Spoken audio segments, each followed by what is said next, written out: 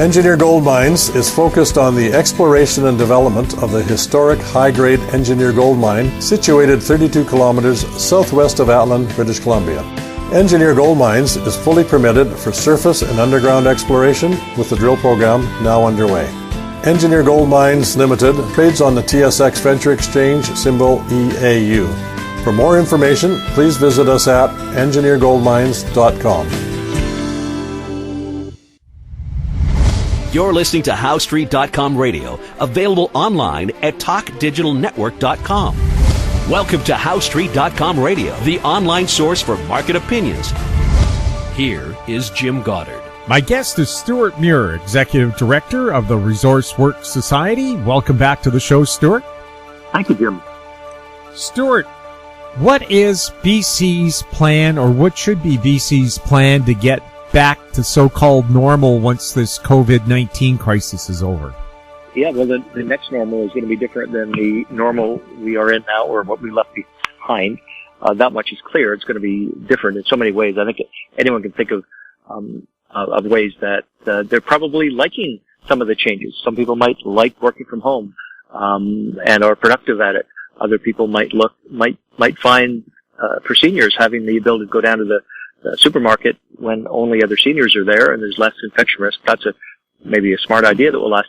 But what we've been looking at ResourceWorks in a study we're going to be releasing next week is what the next normal means for the economy. Some of the bigger pieces, we look at, the growth, say, in the BC economy in the things that we consume. The imports we have has been very steady and significant. Unfortunately, this is what we produce. So we're just, every year we're consuming more, but we're producing less, and that's a problem. So we think it's a good moment in the rebuild to look at things. So we've divided into people and the endeavors, the things people do to break down and provide some ideas for whether it's businesses, people in policy and government to think about as they go through this. Because right now it's all sort of pushy. We don't have the answers. We don't know when this is going to end. We don't know a lot of detail about how even the COVID-19 illness and virus operate fully. That's still to come. But what we do know is that having a bit of structure for our thinking around this is going to help. So we want to see investments in people, education, trades, making sure people have got the skills so they can be ready for the recovery phase. We want to see bold thinking encouraged. Things that we didn't think were possible before, maybe they are now. And what are they? There's so much creativity out there that's untapped. What's the old saying? You're only using 10% of your brain. Let's tap into the rest of it. We want to see acceleration of new technologies much quicker. What are the impediments to adoption and development of technology? We want to see First Nations finally emerge from the things that so often I hear First Nations leaders and just any individual say are holding them back. And that's a big area. So we need more work in there. We want to see a closer look at regulatory processes. I mean, it seems to be almost a sport or a mission of government to add new regulations. Let's prohibit this. Let's make that more expensive. All this stuff has just gone almost out of control in some cases, and it becomes inefficient. And no matter what the goal is, there's usually, some policy goal, but is it even working to get to that goal? This is a question that has to be asked all the time. And then the other thing, the final thing, is environmental performance. We have to keep improving energy efficiency. We have to make sure that for a country that's got an enormous dependence on its energy sector, that we're committed to improving it in terms of emissions, environmental, local management, the water, the air, the earth. We have to protect these things and invest in that so that we can continue to have the way of life that voters are always going to go. So that's the long and short of it. 6 things that we think can be looked at. A little bit of detail there, I know, Jim, but we're going to be, over the next few weeks, talking about it more. And, of course, we'll be doing interviews about that as well. One thing that you said that BC has that's going to make us shine across the planet is our copper resources. Explain why. Well, copper is interesting in a lot of ways. Not only is it a big driver of the BC economy, it brings in, I think, the last fiscal year, export value of $3 billion, which translates, if you want a number, if you took all the copper that BC produces in an average year, that would be enough for over 5 million Tesla cars. Now, Tesla is like any other plug-in electric vehicles. You need almost 200 pounds of copper, way more than a regular car because it's electric. So that's part of the energy transition, but it's also now part of medical safety because copper as a substance has antimicrobial properties that have been recognized for 4,000 years. You know, there are writings from the ancient Egyptians. I was looking at a papyrus, well, a picture of one, the other day that advises that copper drinking vessels be used for water, and they did that for sanitation all the way to the Middle Ages and more recent times. You know, my grandma had all these copper cups. What was that about? Well, turns out they knew something. Even if they didn't know they knew it, they knew it. And the Americans have identified, one of the regulatory authorities, I believe 300 different copper alloys. You know, brass, bronze, different kinds of copper alloys that retain the same qualities, the virus-killing qualities. You know, they don't kill viruses instantly, but if you see a coronavirus contact copper, what will happen is the ionic properties of. I'm sounding like a scientist now. I'm just reading this off, Jim, but you know it better than I do. I know you can explain this, but the properties of the copper atom reacts with the virus, and they essentially dry it out. They cause that membrane to explode. Incredibly effective, even when it turns green, like the Vancouver roof made of copper, still has those qualities. And the offices, I'm told, of Tech Resources in Vancouver down at Bentall Hive, they have recently put in copper surfaces in some of those high contact areas.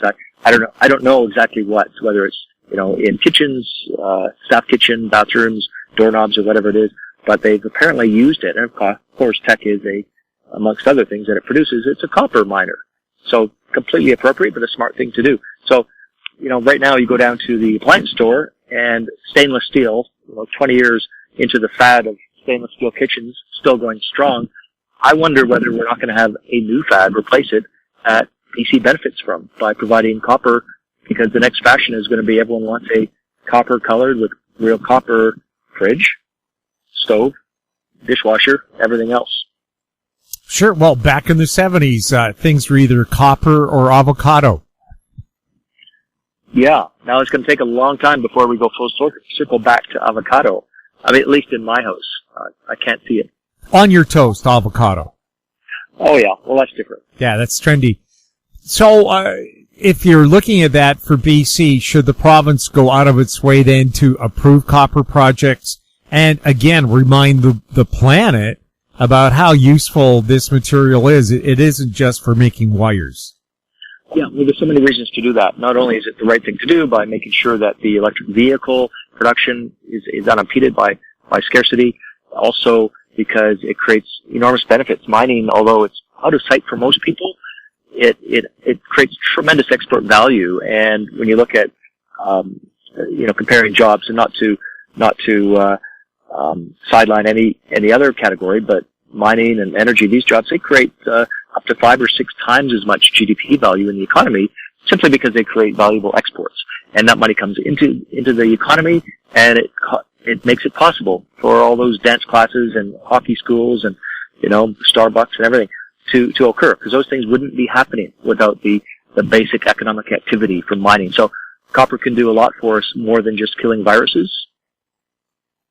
Also, too, when it comes to mining, and I know a lot of people say, oh, well, mining is anti-environmental. How tough are BC's rules when it comes to putting together a mine that not only produces today, but once it's over, it'll be rehabilitated and you won't even know it was there? Well, it's become, some would say, almost too good. You know, if the goal is to regulate mines so that we have the benefits, and somehow it gets to the point where no one wants to build a mine in your jurisdiction because it's too difficult to go through the regulatory processes, that's when you've lost balance. I actually think BC's in a good place right now. The evidence being the Blackwater mine being approved west of Prince George. I think that's great news for local communities and those in the geological field and all the mining suppliers and ultimately the provincial treasury, so they can pay for all the things citizens demand. And so I think this government, they've got a healthy approach to it. You'll definitely see those who dislike mines and make arguments about, say, water quality. I mean, there's legitimate things to manage. It doesn't mean that it's doomsday to just have a mine. They'll always point to Mount Polley, which, interestingly enough, if you look at the current state of the Mount Polley, of course that was a tailings pond failure. You look at what's happened, there never was any poisoning of the waters there. Yes, it was a big problem in lots of ways, but they put many millions into the remediation. They've got it looking as good as it was. They've got a water plant there that you can literally drink the water out of it. And it's, I would say, rather than being a negative, it's a positive reminder of the expertise and the commitment and the regulations that do apply. Not that we want to see those incidents happen, and we have stronger regulations that ought now to prevent them. But it's a reminder that we want to have copper so that we can have instruments and electric cars. We need that stuff, and so we just need to get good at it. But make sure that the regulations don't prevent anything from happening. That's the big problem. That can't happen. We'll have more with Stewart Muir right after this. Cypress Development Corp is developing a world-class lithium resource in the heart of Clayton Valley, Nevada. The size of the resource makes the Clayton Valley project a premier asset with the potential to impact the future of lithium supply. Cypress Development Corp trades on the TSX Venture Exchange, symbol CYP, the OTCQB, symbol CYDVF, and on Frankfurt, symbol C1Z1. For more information, please visit our website, cypressdevelopmentcorp.com. Media recognition from Bloomberg, Reuters, recycling trade publications. Patented process for 100% recovery of critical metals, including cobalt, lithium, nickel, manganese, aluminum. American Manganese is focused on recycling lithium-ion batteries for electric vehicles. American Manganese trades on the TSX Venture, AMY, the US, AMYZF, and Frankfurt 2AM. For more information, visit AmericanManganeseInc.com or phone me, Larry Ray, at 778-574-4444. Welcome back. We're speaking with Stewart Muir. Stewart, what's the connection between the planet shutting down right now because of the COVID-19 crisis and the greenhouse gas goals that the Paris Accords set? What's happening there? Well, it's interesting. There was a little blog post from an energy expert who I always look to learn from. Her name is Jackie Forrest. She's with ARC Energy Institute out of Calgary, and she's just written about here's the title, the world is locked down, yet the Paris target is still out of reach.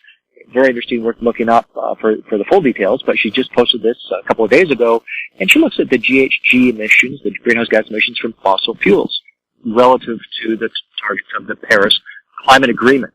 Now, there's a couple of milestones on the Paris Agreement to reduce emissions. One of them is coming up in 2030, another one, longer term, 2050. But she looked at 2030. Okay, so right now, over the last 6 weeks, since we've reduced our economy to the bare necessities, that has brought about a reduction in emissions of about 15% on an annualized basis. So what is the comparison with the Paris targets? If you compare it to the 2030 targets, we're still not even close to meeting those targets that are just 10 years away. Those targets would call for a 23% reduction. So we've got another 8 percentage points to go. We would have to reduce 8 percentage points more emissions from what we're already doing now, where there's hardly any flights. People aren't driving their cars. Gasoline's so cheap that, they can't barely give it away. Someone's using it.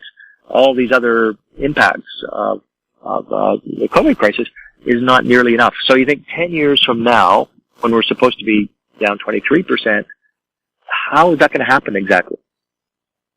And how are you going to heat a country like Canada, the coldest on the planet? Yeah, there's a lot. At a federal level, we have not only these commitments, but there's a lot happening with with technology. I think, encouraging people to move to more efficient natural gas heaters.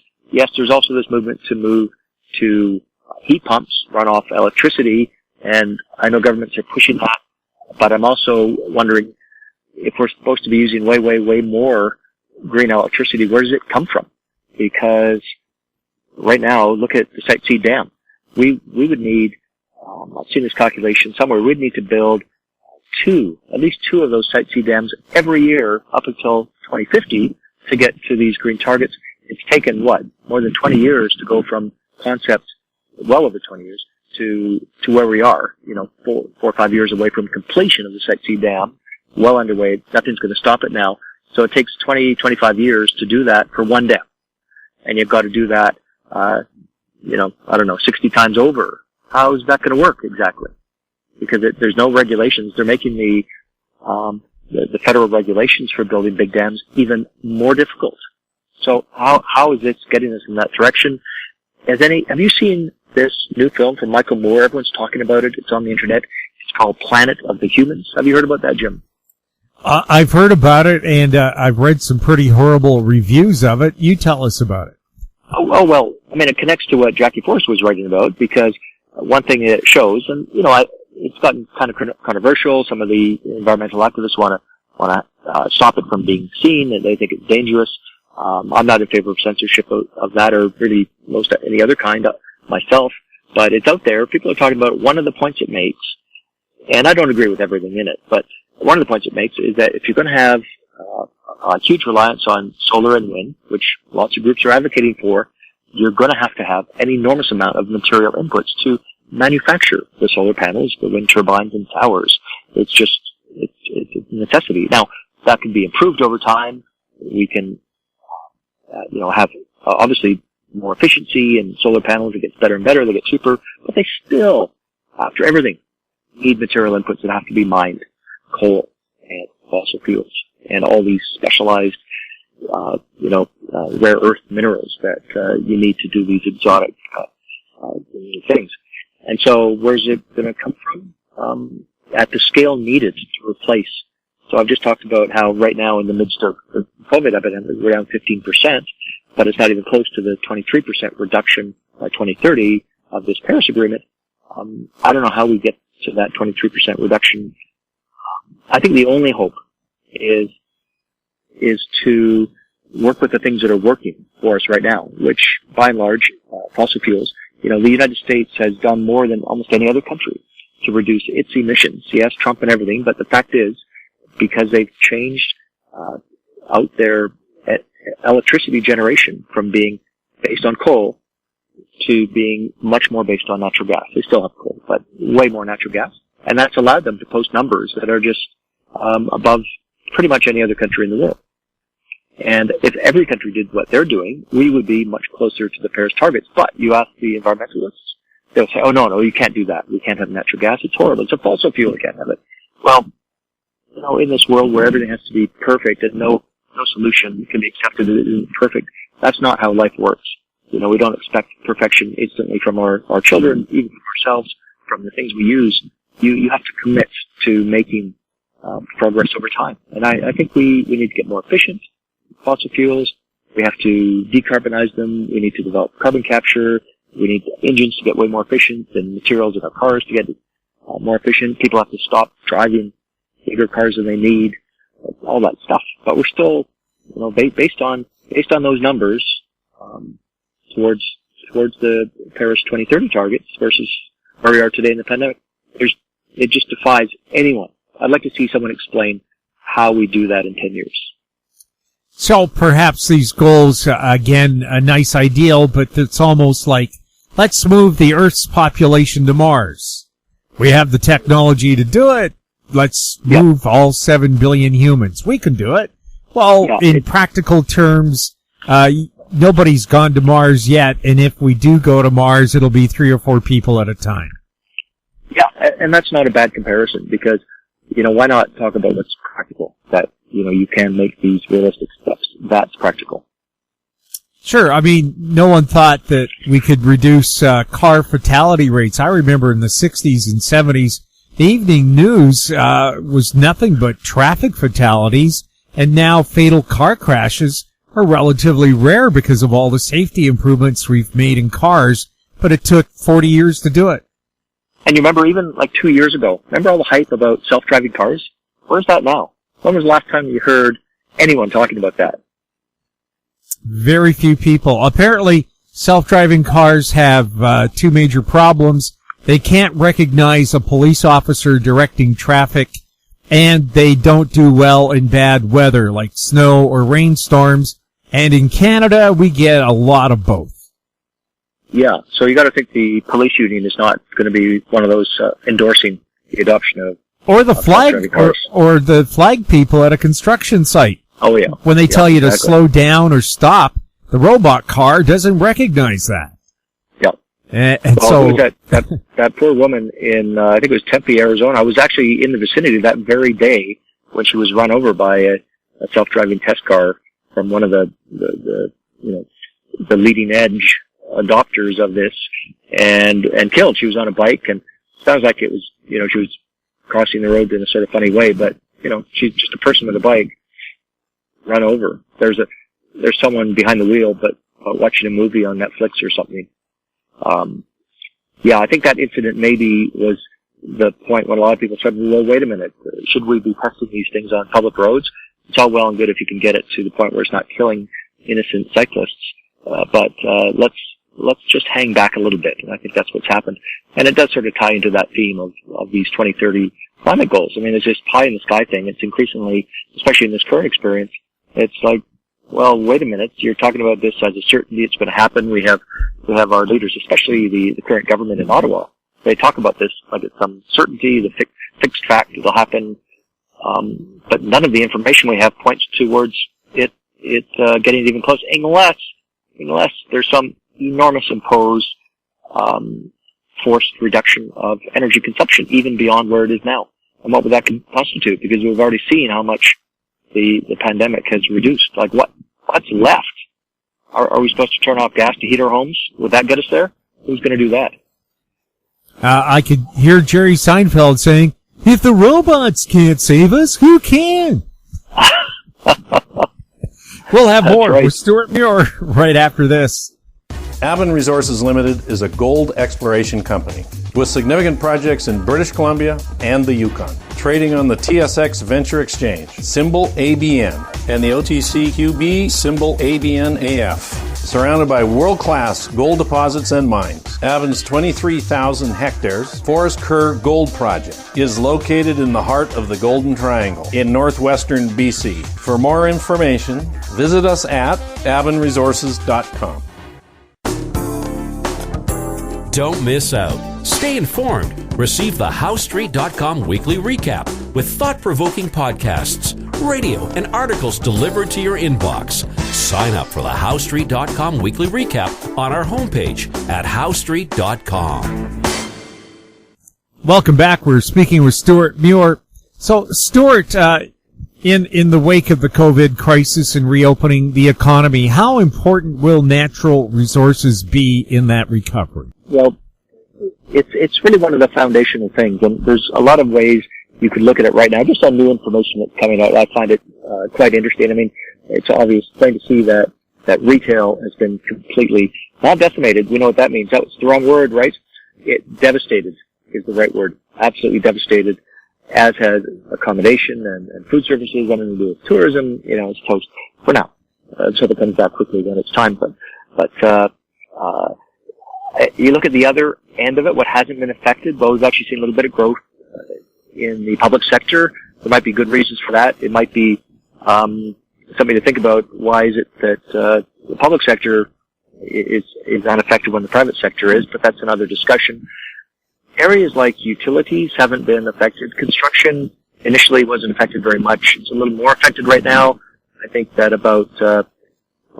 probably about 40% of construction businesses in Canada would say that they've had 80% or more of their staff reduced because of conditions right now. So it means there's greatly reduced, but that's actually compared to what's happened in these other service sectors. It's actually pretty good. There's a lot of things being built right now. And when you look at the basis of of the Canadian economy. You know, we're a lot different than the U.S. economy. We're 60% based on trade. 60% of GDP comes from things we trade. It's only something like 15% in the U.S. They have so many other things in their economy, and Canada is what it is. And we have this great reliance. So, fortunately, and very quietly, our natural resource sectors have actually helped us to get through this, because there's a lot of things going on, like mining and shipping and transportation, that are enabling the flow of goods, the production of goods, to continue.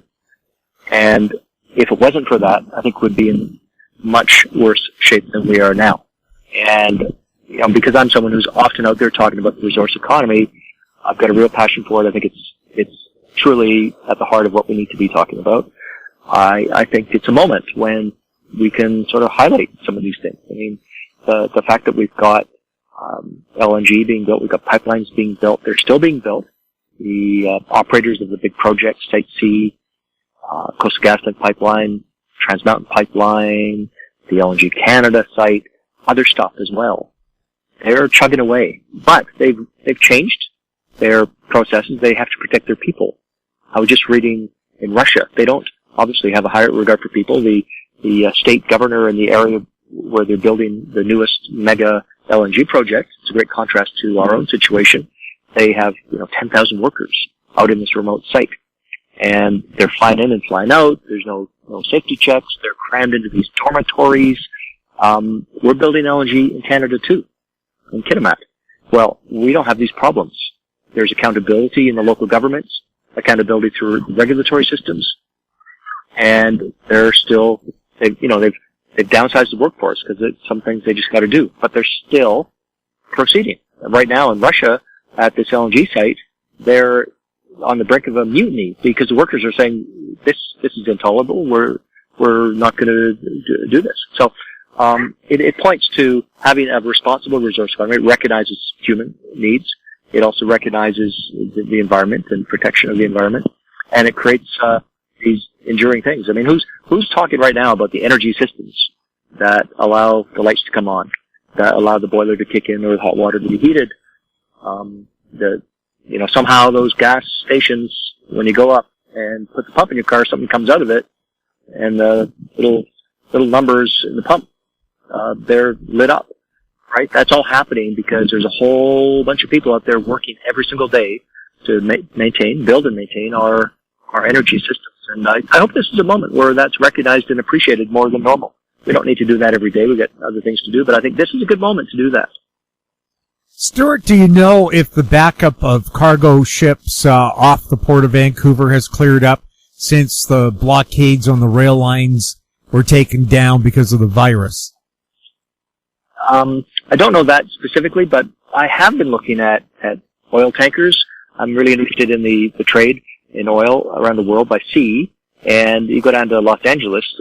When I last checked a few days ago, they had, I think, 27 tankers, oil tankers off the port of Long Beach, which is their big port down there, big oil port refinery. That's a lot. They often have many ships down there, but 27 is a lot. And well, we had all those coast. we had all those container ships, something like 45, 60 ships. Yeah. I mean, my hunch is that backlog is probably getting cleared up pretty quickly. It's very costly to leave any cargo sitting on the docks. So, I'll check back for next time we talk and have the facts on that. But I think there's been a brisk. I mean, it's been quite a bit of time that's passed since then. There's some obviously reduction in global trade, but it doesn't mean that nothing's moving. So I think we probably got that being addressed. But shipping is one of those things that, again, like mining, it happens largely out of sight. We have software now. Anyone on their phone, you can download Marine app. You can get these aviation apps as well, and you can see planes are moving around. I find that stuff is really fun. You can see what's happening, and we could probably answer that question real soon. Or anyone listening can go check out Marine app right now and look it up. Look up cargo ships off Vancouver. You'll get the answer. MarineTraffic.com. Yes, and they're in the App Store. Yeah, I use it all the time because I live on the New Westminster waterfront, and I want to know who that ship is, where it's been, where it's going, and MarineTraffic.com tells you all that. It tells you all that. They have a free model, and then the pay model. And once you get into some of the layers of what you can pay for, it's an incredible tool to find out what's in the ships, who owns them, where is it going, where is it coming from, and all that. Get the comparatives. Just incredible. You can do animated maps in it if you get that feature. A lot of fun if you want to educate your kids on how the world works in a fun way. Set them loose on marine traffic. Stewart, thank you so much for chatting with us. Thanks, Jim. My guest has been Stewart Muir, Executive Director of the ResourceWorks Society. His website, resourceworks.com. His Twitter handle, @SJMuir. If you have any questions for Stewart or any of our other guests, you can send them to info@howstreet.com. Our popular YouTube channel is Talk Digital Network. Find us on Twitter @HowStreet. We're also on Facebook. I'm Jim Goddard. Thank you for listening. Comments made on HowStreet.com radio are an expression of opinion only and should not be construed in any matter whatsoever as recommendations to buy or sell any financial instrument at any time. Available online at TalkDigitalNetwork.com. HowStreet.com radio is a production of HowStreet Media Incorporated.